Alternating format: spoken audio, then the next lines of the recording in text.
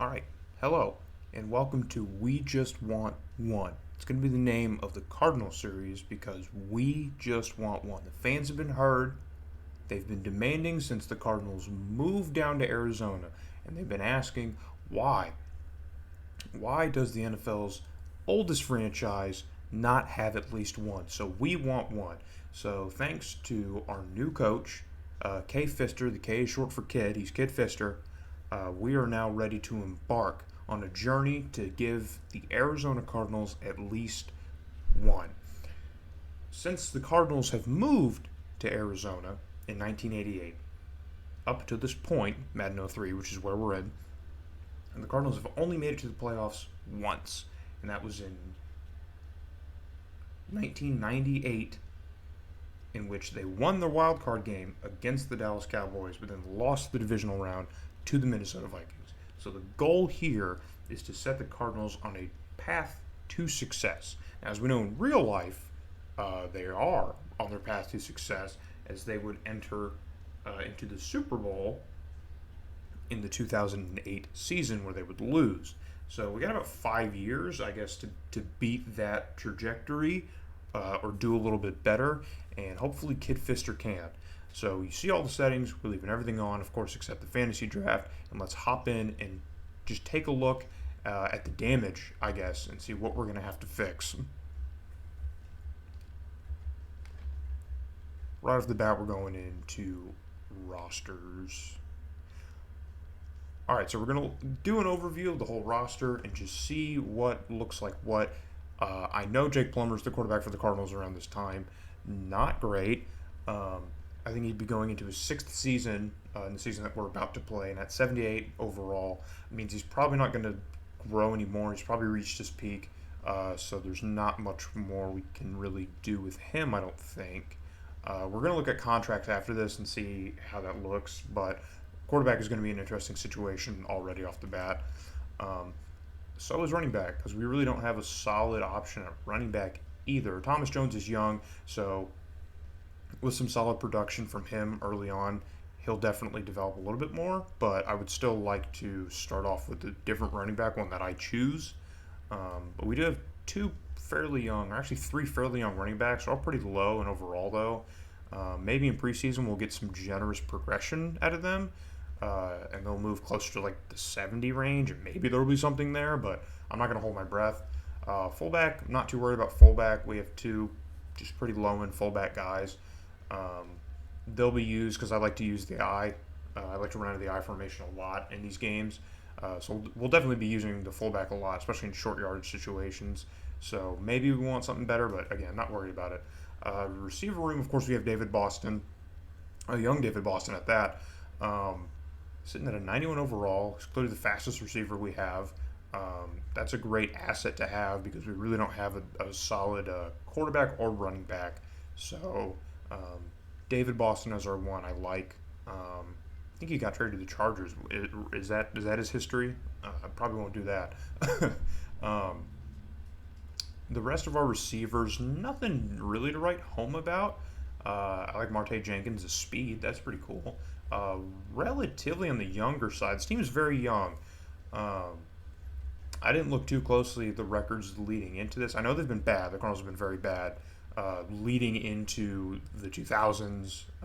So I'm guessing these are the fruits of all that tanking, I guess, before it was really tanking.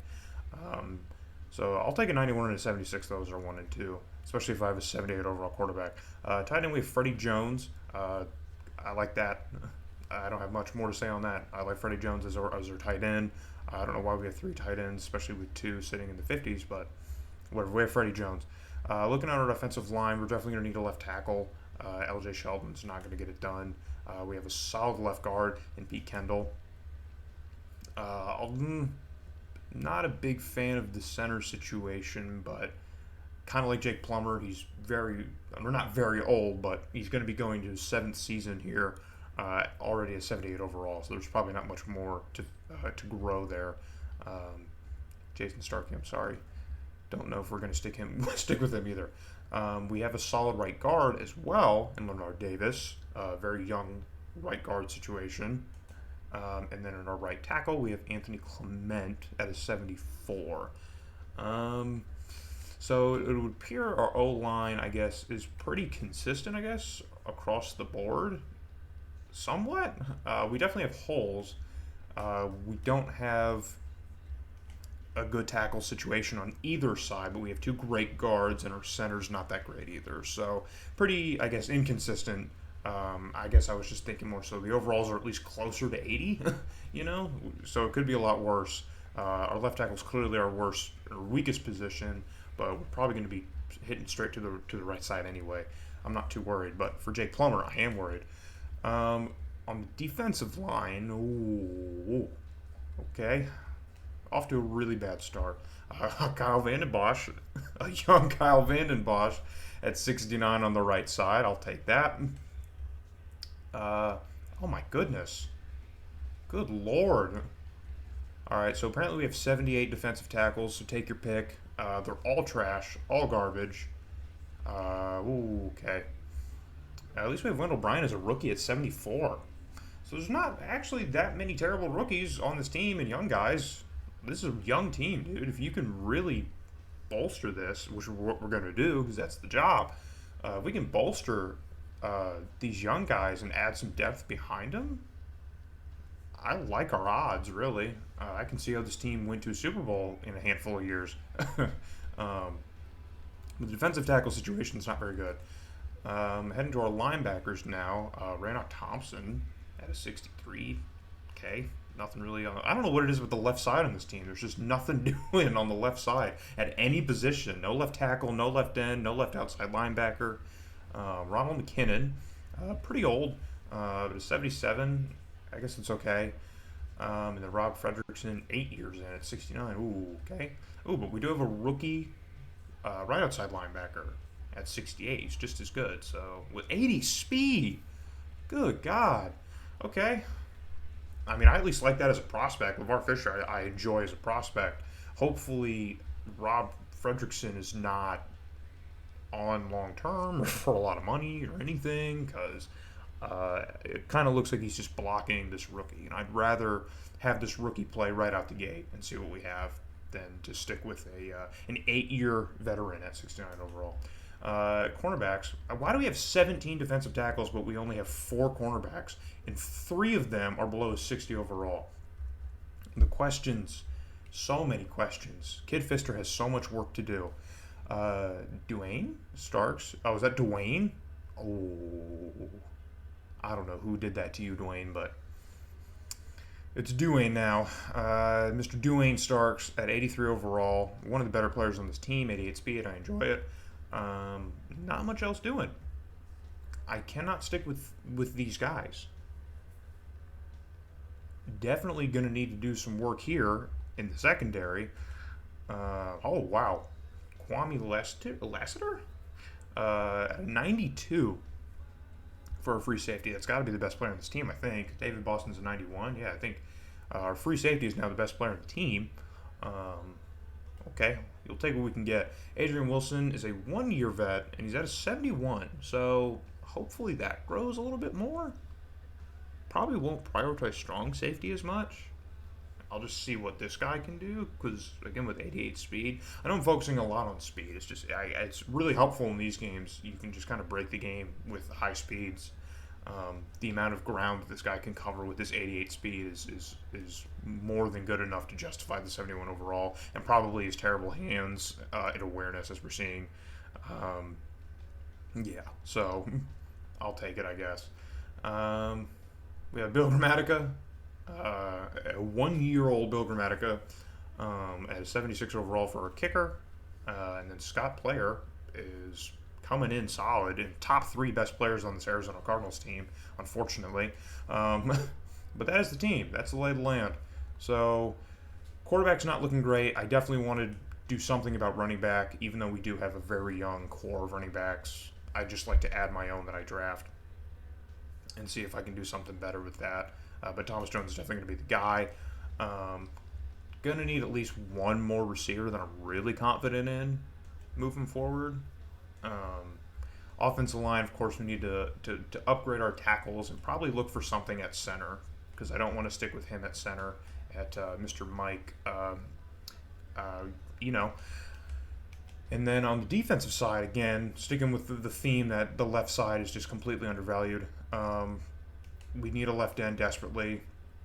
I'll take Kyle Van Bosch at a 69 because he's only going to grow, as is this Wendell Bryant fellow. But we definitely need more at the defensive tackle side. I don't even know if I can get rid of these guys. These are all like very young dudes, all in their 50s. Like I don't even know how I can manage that. Definitely need help in the linebacking core because there's not a whole lot there. This rookie's probably the most promising thing I'm seeing. Other than that, there's really not a lot doing. And then, of course, cornerbacks. We're so scant on cornerbacks with really one option. That's got to be fixed before we start the season. I'm not throwing out a 57, 49, 40 overall cornerbacks on the other side of Dwayne Starks for 16 games. It's not going to happen. And then we have our best player as our free safety, a solid option, I guess, at strong safety, even though his overall is pretty low. And then, of course, the kicking situation. So with that now, let's take a look at our contracts and see, I guess, the money that we really have invested here. So Jake Plummer, that's a lot of money. We see how little cap room there is with how young this team is. To have less than $10 million left in cap room is like criminal. And I can see why, but yeah, so okay. But he's got 1 year left.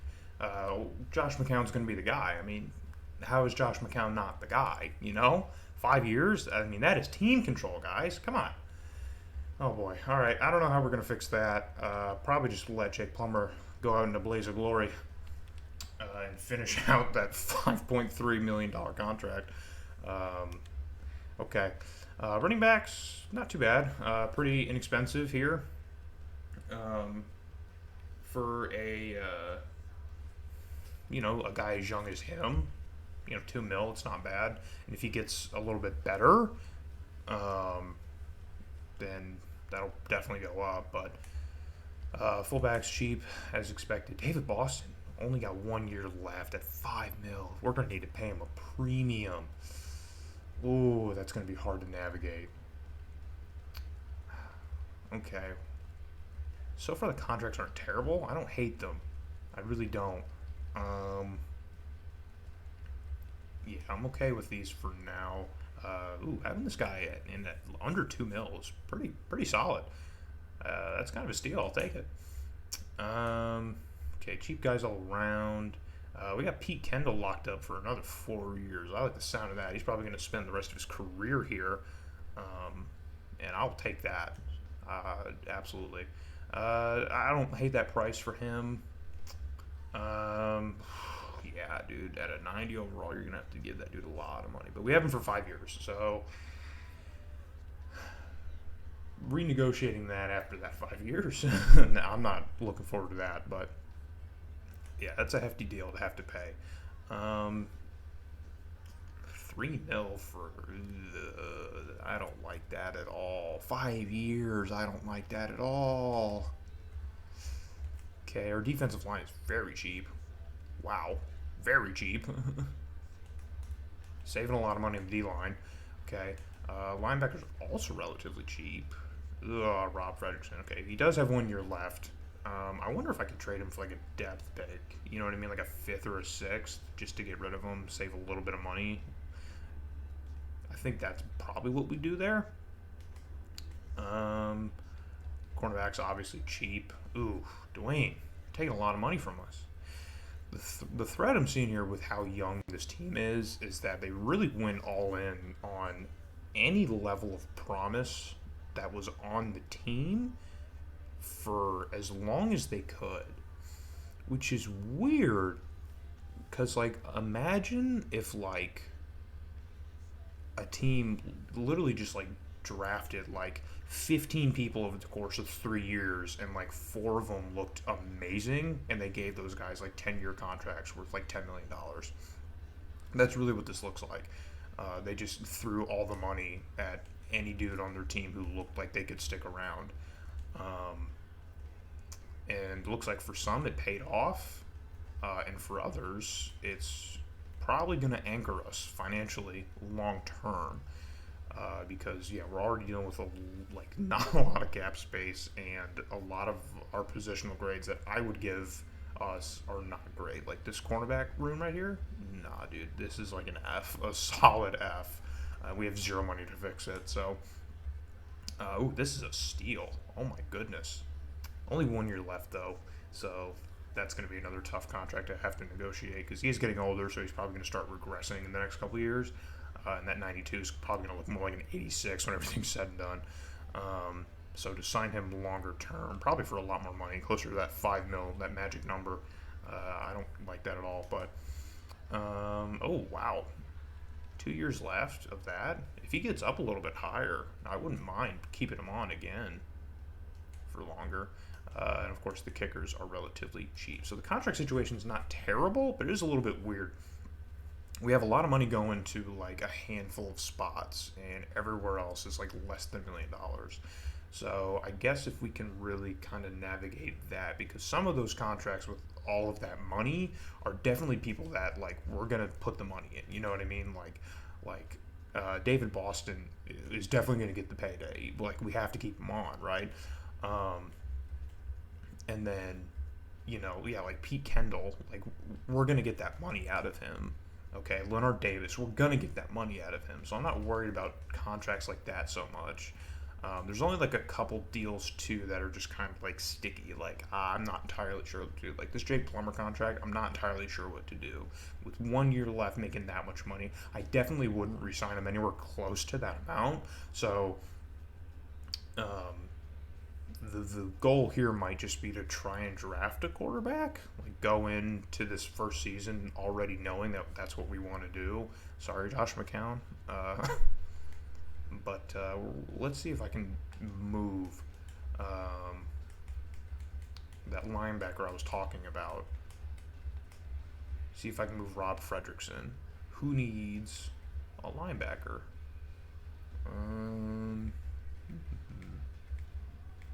Oh, boy, the Giants are in desperate need. Let's see if they'll give me a pick. If they know it's good for them, they will. All right, how about a fifth? They'll give me a fifth. How about a fourth? They'll give me a fourth. How about a third? Oh, give me a third. How about a second? They won't give me a second, but I will take a third from the New York Giants for Rob Frederickson. Boom. So we just freed up a couple $1 million and added a second, third round pick. I don't think there's anything else I would trade or anyone else I would look to trade. I don't think we can move that Jake Plummer contract. That'd be a terrible trade for anyone who took it. I guess I could try to trade Thomas Jones, but that would be kind of dumb too. Yeah, I really should probably just stick with what we have. I already said I won't trade David Boston, but you know what? No, we're going to stick with it. I guess the last thing I'll do is I'll see if I can go to free agency and get us like one more cornerback, because like I said, I'm not fielding that class of cornerbacks for 16 games. It's just not going to happen at all. I'm not doing it.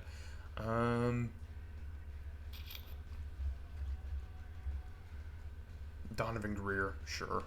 This guy will be cheap. I'll bring you on for 3 years at $950, and boom, there we go. So we've added some help there for the cornerbacks. That's about all I really want to do. So typically whenever I play this game, the Cardinals are typically last in like the first year of every season I ever play. So that's probably going to be the case here, because just look how kind of thin that team is.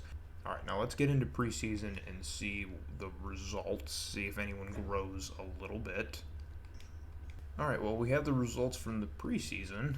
Whoa, okay. Shut out twice for a combined 80 points. Oh, jeez. Oh. Okay. I'm not looking forward to this. Let's look at the progression if there is any. Okay, Chris Greason moved up. But Josh McCown, come on, buddy. Come on, Josh.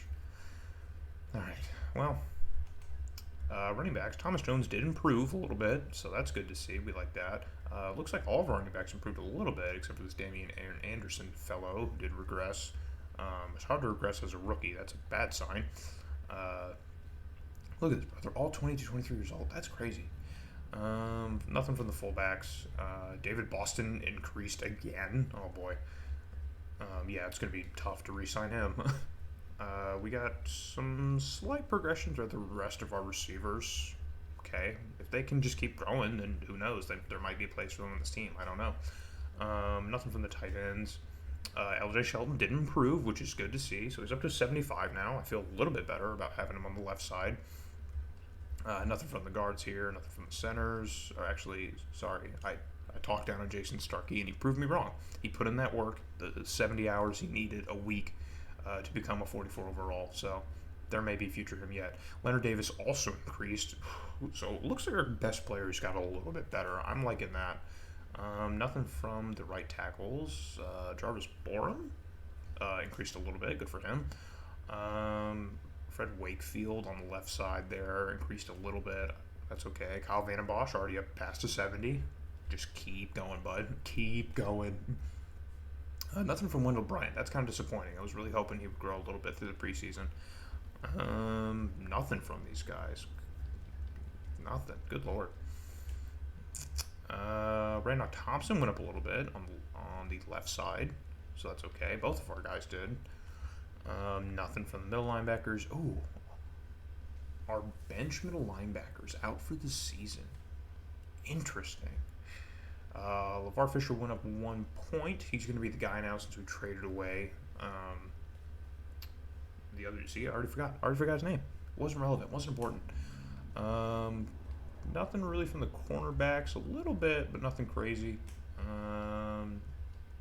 Okay, Mr. Michael Stone went up a little bit. Good for him. Adrian Wilson went up a couple points. That's another name I wanted to see some improvement from, and we got it. So, cool. And nothing from our kickers. So, we got a little bit of progression. 2 of our 3 best players improved on the year, or preseason, excuse me. So, good. This is good. I think we're moving in the right direction already. And so with that, to close it out, what we're going to do is we're going to take a look at the regular season and just see how we stack up. So we're going to start the season off on a road trip to D.C. and then Seattle. Good lord. Having to fly to D.C. from Phoenix all the way out to Seattle and then back home to take on the Chargers, all within a 3-week span. Yeah, we take the Chargers and the Giants at home, and then we have another road game in Carolina before we have our bye week at week 6, which I think is also the trade deadline. And then we come back home to take on the Cowboys, head out to San Fran, take on the Niners. Then we welcome the Rams and Seahawks back home. Now remember, I'm pretty sure this is the first year of like the traditional divisions as we know them today. So the NFC West is in its first year of Seattle, St. Louis, us, and the Niners. So hopefully get some heated division play this year. Then we head out to Philadelphia and take on the Eagles in the Vet. This is before the link. They're in the Vet.